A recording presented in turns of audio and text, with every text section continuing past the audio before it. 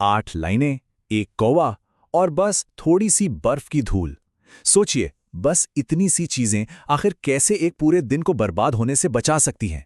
चलिए आज Robert Frost की इसी छोटी सी लेकिन बेहद शक्तिशाली कविता डस्ट ऑफ स्नो के अंदर छिपे गहरे संदेश को समझते हैं।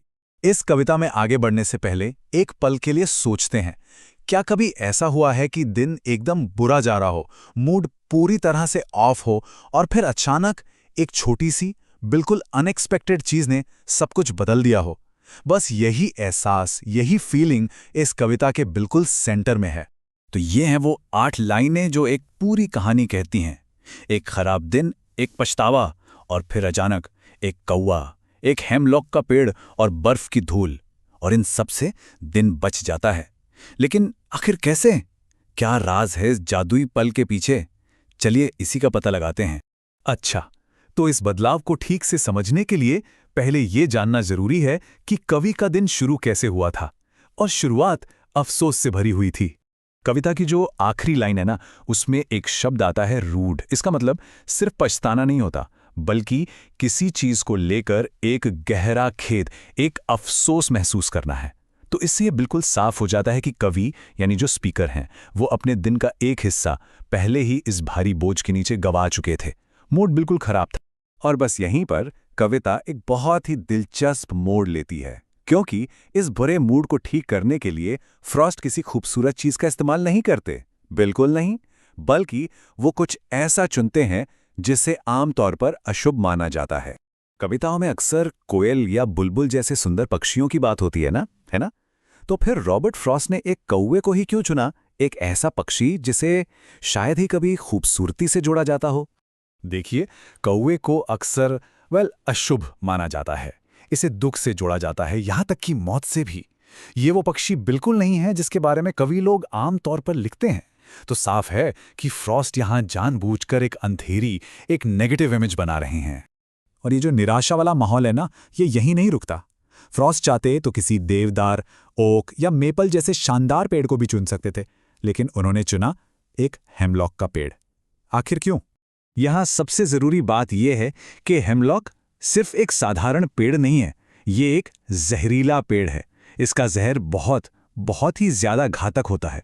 तो अब सोचिए, दुख का प्रतीक कौवा बैठा है मौत के प्रतीक यानी जहरीले हेमलॉक के पेड़ पर।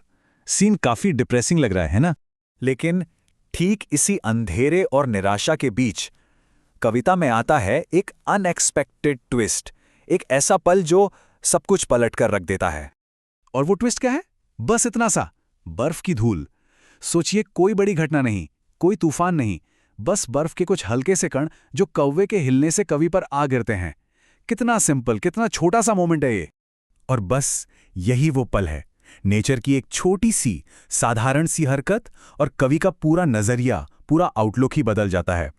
जिस दिन को वो अफसोस में गंवा रहे थे ना, उसका बचा हुआ हिस्सा अब उनके लिए एक गिफ्ट, एक तोहफा बन गया है।